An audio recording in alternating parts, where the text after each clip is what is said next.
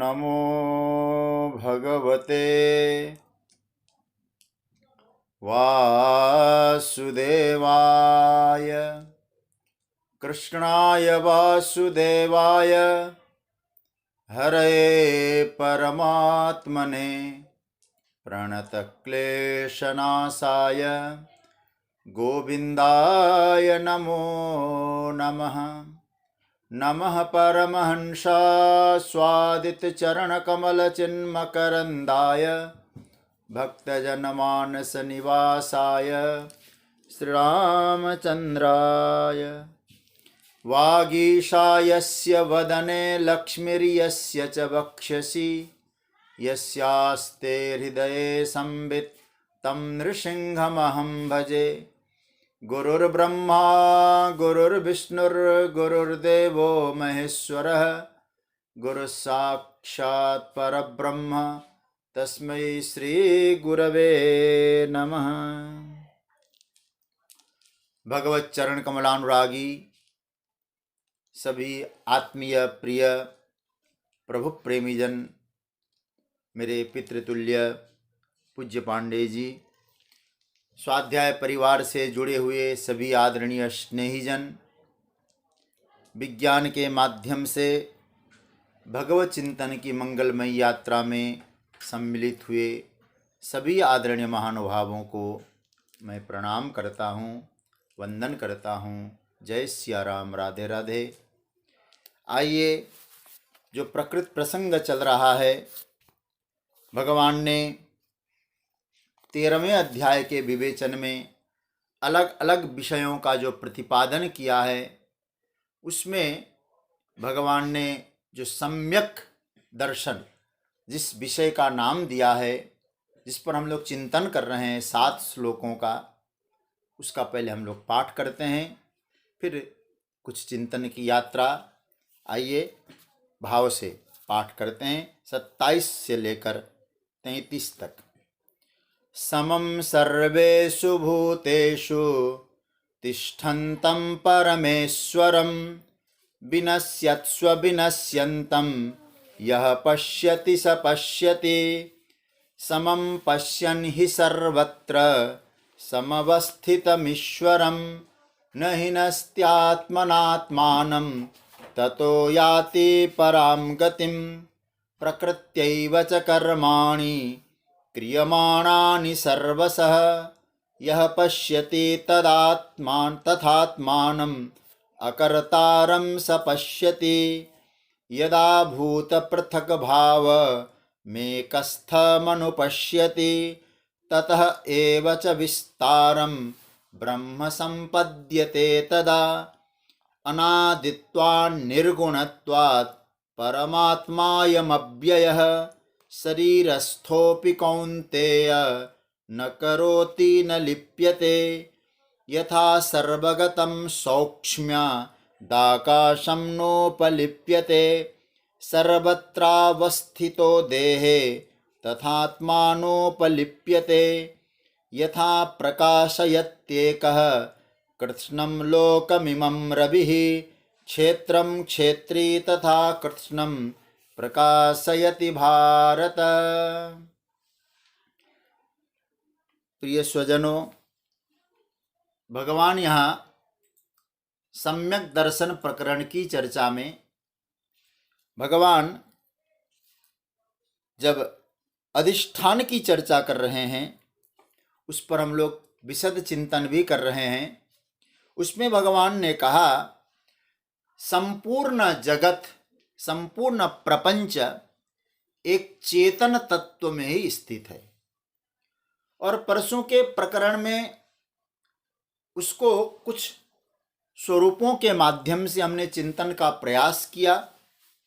एकस्थम अनुपश्यति, एक में वो देखता है। एकस्थम, देखिए, ये तो बात स्पष्ट हो गई है कि जगत जगत में नहीं है, दुनिया दुनिया में नहीं है। ये संपूर्ण जगत एक चेतन सत्ता में स्थित है। और यदि ऐसा हमको नहीं लगता है, ध्यान से समझना, एक चेतन सत्ता में सारा जगत स्थित नहीं है, एकस्थम अनुपश्यति की स्थिति नहीं आ रही है, तो इसका कारण यही है कि हम लोगों में जीव भाव दृढ़ बना हुआ है। देहाध्यास की दृढ़ता के कारण इस प्रकार की स्थिति हमारी नहीं बन पा रही, क्योंकि गीता में जो लिखा है उसके आधार पे तो कहा जा सकता है सत्य तो यह है, यदि इस सत्य का साक्षात्कार नहीं है तो देहाध्यास की प्रगाढ़ता है। याद रखना, यदि ये स्थिति नहीं दिखाई दे रही तो इसका कारण यह नहीं है, शास्त्र कुछ और कह रहा है, युक्ति श्रुति अनुभूति कुछ और कह रही है। केवल एक बात विचार करने की चीज है कि देखिए, सिद्ध तो यही है कि आत्म चेतना में ही सब कुछ है, यही श्रुति सिद्ध है, युक्ति सिद्ध है, अनुभूति सिद्ध है, ये पक्की बात है। और परसों मैंने एक चर्चा में आपसे निवेदन किया था, यदि इस स्थिति की अनुभूति स्वीकार्य नहीं है, हम इस स्थिति को अंगीकार कर नहीं सकते, तो मैंने निवेदन एक किया था कि एक भक्ति की सीढ़ी लगा दो, भक्ति का सोपान तैयार करो। तो हम लोग क्या कहेंगे, संपूर्ण जगत फिर मुझ में नहीं है, मुझे चेतन में नहीं है, किसमें, भगवान में है। एक कहे तो श्री कृष्ण में है, श्री राम में है। तो गोस्वामी जी की भाषा बोलो, रोम रोम प्रति लागे कोटि कोटि ब्रह्मांड।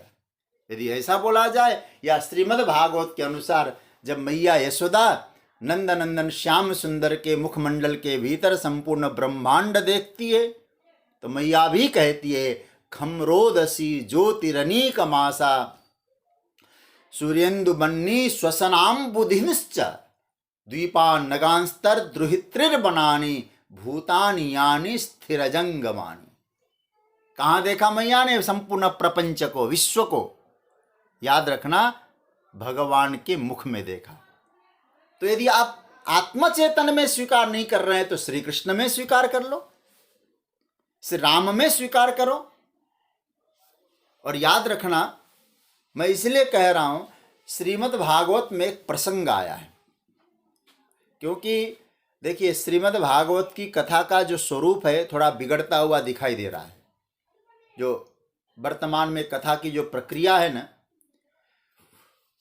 क्योंकि मूल बात आती नहीं है, नाच गान से कथा पूरी हो जाती है। एक बात वहां परीक्षित ने एक प्रश्न किया है कि गोपियों का श्री कृष्ण से इतना प्रेम क्यों है? यदि श्री कृष्ण को एक व्यक्ति के रूप में भी देखा जाए तो इतना स्नेह क्यों है? तो सुखदेव जी ने इतना सुंदर बताया है, परीक्षित, दुनिया में सबसे प्रिय क्या है? कभी विचार करो। बृहदारण्यक उपनिषद का मंत्र बोलूं, आत्मनस्तु कामाय सर्वम प्रियम भवति। यदि कोई प्रिय है तो स्वयं आप हैं, अपना है, अपना आपा स्वयं है। आत्मा ही सबसे प्रिय है, उसी में प्रियता है, उसी में स्फूर्ति है, उसी में सत्ता है, सबसे प्रिय है। तो यदि हम एक कहें, नृपः स्वात्मैव बल्लभ, सुखदेव जी की वाणी है, हे राजन, आत्मा ही सबका प्रिय है। और श्री कृष्ण को तुम क्या समझते हो? अहिर का छोरा समझते हो, नंद का लाल समझते हो, यशोदा नंदन समझते हो, तुम क्या समझ रहे हो? तब सुखदेव जी महाराज कहते, कृष्ण कौन है? तो कहते, कृष्ण मेनम अवेहित्वम आत्मानम निखिलात्मना। ए सूत्र सुनो, यदि अहम ब्रह्मास्मि में, अहम चिद्यच अहम में यदि आप लोग प्रपंच को नहीं रख सकते तो कृष्ण को रख दो। क्या बढ़िया सूत्र बोल रहे हैं। श्री कृष्ण ही आत्मा है और संपूर्ण चेतन, संपूर्ण प्रपंच उसी आत्म चेतन श्री कृष्ण में स्थित है। ये मान लो, मुझ में हो या ना हो, लेकिन ये बात तो आपको स्वीकार करना ही पड़ेगा, जगत जगत में नहीं है। किसमें है? तो आप कहो मुझ में है। यदि ये स्वीकार नहीं है तो परमात्मा में है। लेकिन एक बात मैं आप लोगों बहुत बुद्धिजीवी, फिर निवेदन पूर्वक कहूंगा, भगवान के लिए किसी धाम को फिर मत खोज लेना कि साकेत में मिलेंगे कि वैकुंठ में मिलेंगे, कहाँ जाएंगे। फिर भगवान के लिए तो कोई जगह खोजनी पड़ेगी आपको। वो नहीं है परमात्मा। क्या नाम है परमात्मा? चेतना का नाम है भगवान। कौन सी चेतना? तो वेदांत कहता है अबाधित चेतना, जिसको श्रुति ने कहा सर्वम खलविदम ब्रह्म। ये श्रुति भगवती कहते संपूर्ण ब्रह्म है, ये अबाधित चेतना है। उस परमात्मा चेतना में संपूर्ण दृश्य प्रपंच भास रहा है। अर्जुन, इसको विचार करो। वही है, उसी में है और उसी के रूप में सब कुछ है। इसलिए भगवान यहां क्या बढ़िया सूत्र देते हैं, क्या कहते हैं? यदा भूत पृथक भावम एकस्थम अनुपश्यति। ये पृथकता एक जगह है। सपने में कितनी पृथकता है? आप में ही तो है सब कुछ। तत एव स, नीचे की पंक्ति, तत एव च विस्तारम ब्रह्म संपद्यते तदा। अर्जुन, उसी का विस्तार, ततः, उसी से सब कुछ है। क्या बढ़िया उपनिषद ने कहा, चेतन पूर्विका यम सृष्टि उत्पत्ति स्थिति लय कालेषु यदात्मताम न जहति।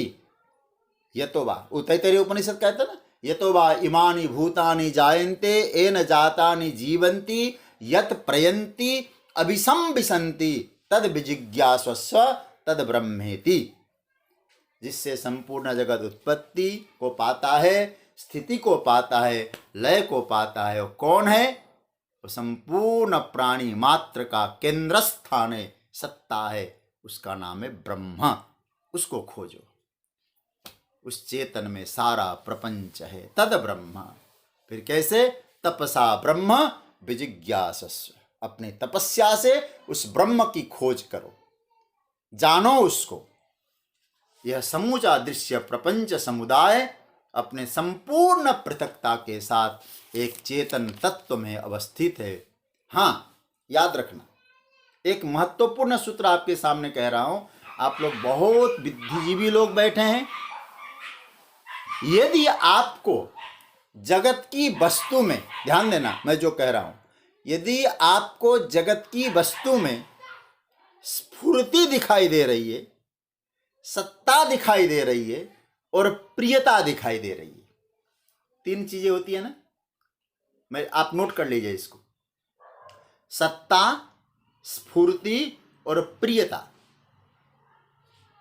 यदि ये तीन चीजें दिखाई दे रही है तो क्या है? ये सत्ता, स्फूर्ति, प्रियता सब उसी की है। सत्ता का मतलब जानते हैं ना? सत्ता का मतलब है होना, स्फूर्ति चलायमान होना, चेतनता, और उसमें सुख। आपको यदि दिखाई दे रहा है वस्तुओं में सुख है, वस्तु में सत्ता है, तो कहां से आया है? बस याद रखना, बस उसी इसके द्वारा ही ये तीनों चीजें आती है। क्यों आती है? अब आप लोगों का एक मेन पॉइंट बता रहा हूं, आप लोग इसको नोट करेंगे तो आपको समझ में आ जाएगा। क्योंकि सारी सत्ता सद में विभक्त है। ये वेदांत का सिद्धांत है। आपको लिख लीजिएगा, समझ में आ जाएगा। सारी सत्ता सद में विभक्त है, उसको सद कहा जाता है। सारी स्फूर्ति ये चिद में है और सारी प्रियता आनंद में है। तो ब्रह्म कौन है? सच्चिदानंद है कि नहीं है? उसमें क्या है? सद मतलब सत्ता, चिद मतलब स्फूर्ति और प्रियता मतलब आनंद। तो ब्रह्म तो सच्चिदानंद है। तो मतलब क्या हुआ? परमात्मा तत्व सच्चिदानंद ब्रह्म होने के कारण जगत की वस्तुओं में तीनों स्थिति दिखाई दे रही है, और जगत की वस्तु में वस्तु नहीं है, और परमात्मा की सत्ता है। ततएव च विस्तारम, उसी के द्वारा विस्तारित हो रहा है, उसी से विस्तारित है, कोई दूसरे से नहीं है। इसलिए तीनों स्थिति उसी से प्राप्त है। तो स्फूर्तिवान लगता है, सत्तावान लगता है, सुखमय लगता है, समझ रहे हैं ना? उसी से। इसका नाम है परोक्ष ज्ञान।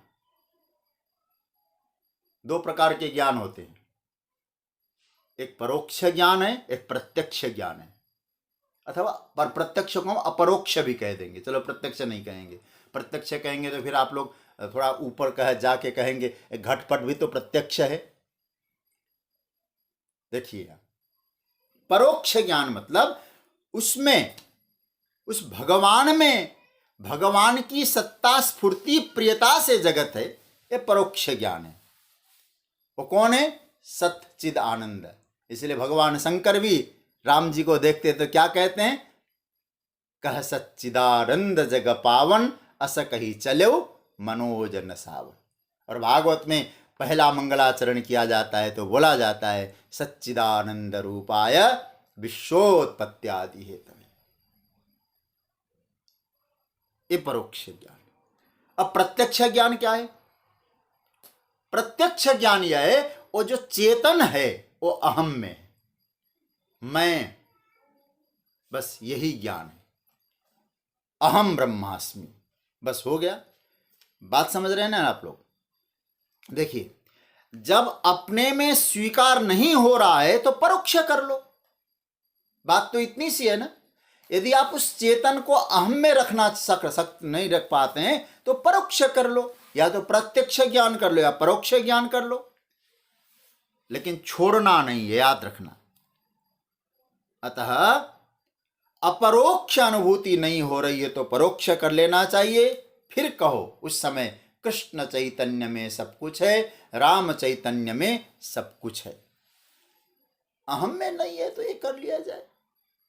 पर याद रखना सज्जनों, आप लोगों को वेदांत चिंतन में यदि आनंद की अनुभूति हो रही है तो मजा तो तब है जब आप कहेंगे स्वयं में है, अहम में है। मजा तो तब है, वो चेतन तत्व तो स्वयं में अनुभव करो। याद रखना, वह चेतन। एक और सिद्धांत की बात कहूं, मैं इस श्लोक को आज पूरा करना चाहता हूं। वह चेतन कभी पर नहीं हो सकता है। क्यों पर नहीं हो सकता? इसका मैं रीजन बता रहा हूं। देखिए, चेतन को यदि आप दूसरा कहेंगे, अपने से अलग समझेंगे, याद रखिएगा फिर वो चेतन नहीं बोलेंगे, आप उसको जड़ बोलेंगे। क्योंकि स्वयं से, अहम से अलग होते ही वस्तु जड़ है। समझ रहे ना बात को? क्यों? संपूर्ण चेतन अहम में है, अहम से अलग होते ही वो चेतन नहीं रहा, फिर क्या रहा? उसको हम कहेंगे जड़ हो जाएगा, अन्यता सिद्ध हो जाएगा। ये वेदांत कहता अन्यता सिद्ध। इसलिए उपनिषद ने क्या कहा? यद दृश्यम तन्नस्यम। क्योंकि अपने से, स्वयं से कोई चीज अलग हो जाए तो आप इसको क्या नाम देंगे? क्या नाम दिया जाएगा? दृश्य दिया जाएगा कि नहीं? दृश्य 100% दृश्य देना पड़ेगा। और दृश्य देने का मतलब ही होता है जो दृश्य है वो नष्ट है। दृष्टा एक रूप में है, दृश्य तो नष्ट होगा। तो चेतन एक ऐसी वस्तु है जो पराये रूप में सिद्ध हो ही नहीं सकती है। एक चैलेंज है, एक चुनौती है, सिद्ध करके दिखा दीजिए चेतन तत्व अहम से अलग हो जाए। इसलिए दो प्रकार की चर्चा आई वेदांत में, एक इदम अर्थ, एक अहम अर्थ। देखिए, इदम अर्थ समझते हैं ना? संस्कृत में इदम का मतलब यह, अहम का मतलब मैं। इसलिए चेतन कभी इदम अर्थ में नहीं हो सकता। चेतन को यह बोला ही नहीं जा सकता है। चेतन क्या है? मैं है। मैं हूं तो सब चेतन है, मैं हर को हटा दो फिर क्या बचा? कुछ नहीं बचा। इसलिए चेतन अहम अर्थ होगा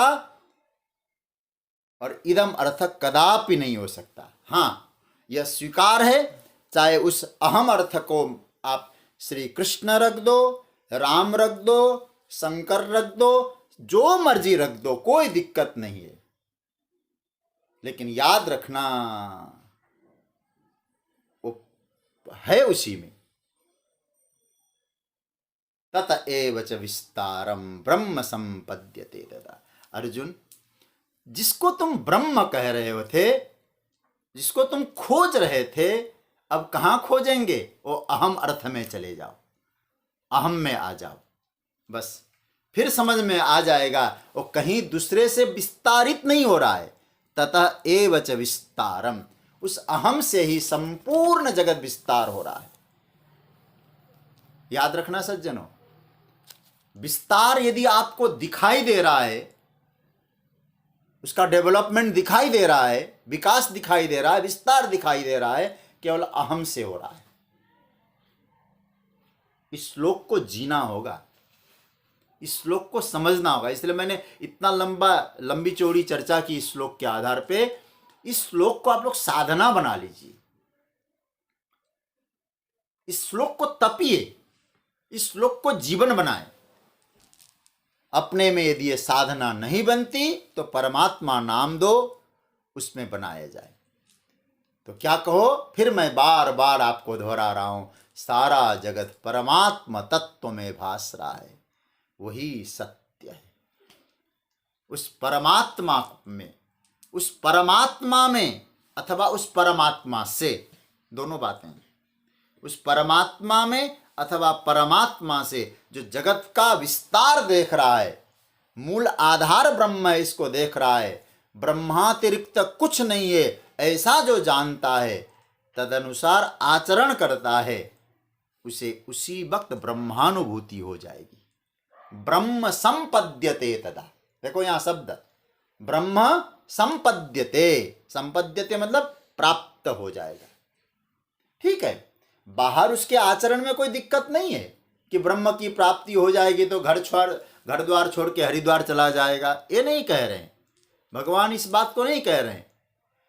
संपूर्ण प्रपंच एक चेतन तत्व में जिस दिन भासने लगे और संपूर्ण दृश्य प्रपंच उसी के द्वारा प्रकट है, यदि ये भाव आने लग जाए, उसी क्षण ऐसा देखे, वो ब्रह्म संपद्यते तदा, वो ब्रह्म की प्राप्ति कर लेगा। देखिए, आनंद की अनुभूति में वो सराबोर हो जाएगा, उसका स्वरूप नहीं बदलेगा, बाहर से चेहरा नहीं बदलेगा। मुझे एक छोटी सी पंक्ति याद आ रही है, हमारे बहुत प्यारे श्री आदरणीय श्री गुरुंग जी, सुंदरकांड पे आप बहुत चिंतन करते, खूब पाठ भी करते, सारा सुंदरकांड आपको याद है। वह एक पंक्ति आई, जब लंकिनी और हनुमान जी की भेंट होती है, हनुमान जी ने लंकिनी पर जब प्रहार किया तो आप जानते हैं लंकिनी ने अपने मुंह से रक्त बमन किया। मुठिका एक महाकपि हनि रुधिर बमत धरणी धनमणि। लेकिन आप देखिए, अब लंकिनी पहले हनुमान जी को चोर समझ रही थी, हनुमान जी ने मुक्का लगाया और हनुमान गोस्वामी जी लिखते हैं तुरंत उठी हो, पुनि समारी उठी सो लंका। सो शब्द इतना मजेदार शब्द है ना, सो मतलब कौन, वही लंकिनी। उसके चेहरे में कोई चेंज नहीं हुआ है, उसके ड्रेस में कोई चेंज नहीं हुआ है, वही लंकिनी। परिवर्तन कहाँ हुआ?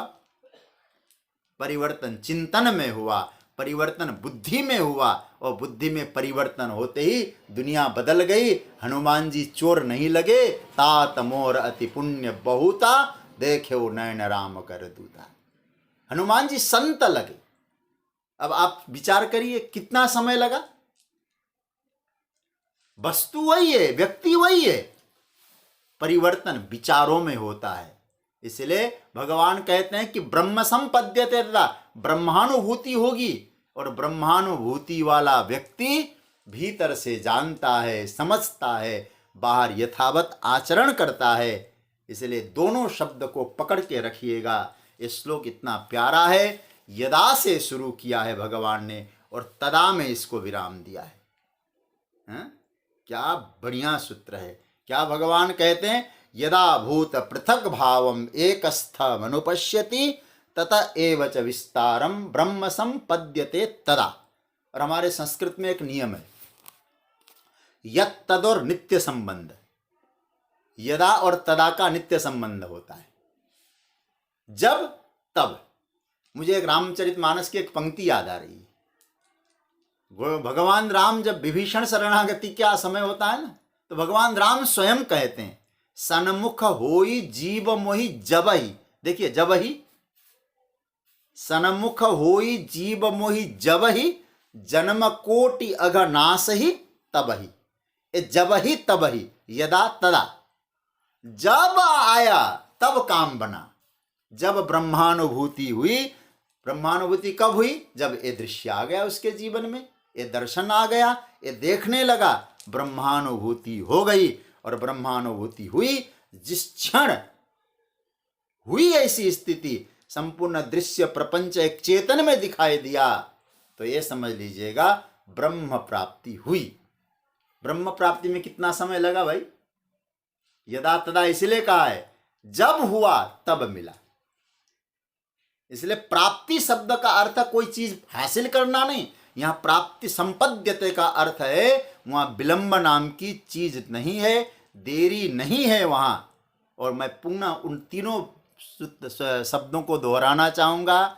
ब्रह्म प्राप्ति में देरी नहीं है, ब्रह्म दूरी नहीं है, और ब्रह्म द्वितीयता नहीं है। दूरी, देरी और द्वितीयता भगवान में संभव नहीं है। भगवान दूर नहीं है, भगवान दूसरा नहीं है, और भगवान में देरी नहीं है। इसलिए मैं एक बात कहूं आपसे, बरसों का अंधेरा पड़ा था किसी कमरे में, उस कमरे का अंधकार छंटने के लिए क्या चाहिए? एक प्रकाश। प्रकाश का आना, अंधेरे का छंटना, कितना समय लगा? हा? प्रकाश आना, अंधेरे का छंटना, आप अपना समय का अंतराल बताइएगा जरा, कितना लगता होगा? बस ये आपके जीवन में ये प्रमा जागृत हो गई। कौन सी प्रमा? एक स्थम अनुपश्यति, जो है उसी ब्रह्म से, तत एव च विस्तारम ब्रह्म संपद्यते तदा। ये भाव यदि आ गया, ये प्रमा जागृत हो गई, तो याद रखना वह अंतराल खत्म हो जाएगा। फिर अंतराल खत्म। मैं एक पंक्ति पुनः याद आ रही है, पूज्यपाद बाबा उड़िया बाबा जी महाराज की। अरे भाई, ब्रह्म कहने में जितना वक्त लगता है ना, ब्रह्मानुभूति में उतना भी नहीं लगता है। बस दृष्टि चाहिए इस प्रकार की। कैसी दृष्टि चाहिए? अधिष्ठान पर आपकी दृष्टि टिकी हो, अध्यास पर टिकी हुई दृष्टि न हो। जब अध्यास पर दृष्टि टिकती है, अधिष्ठान को भूलता है, मूल को भूलकर फूल को याद करेगा, फूल तो मुरझा जाएगा। मूल से ही फूल है, मूल के बिना फूल धूल है।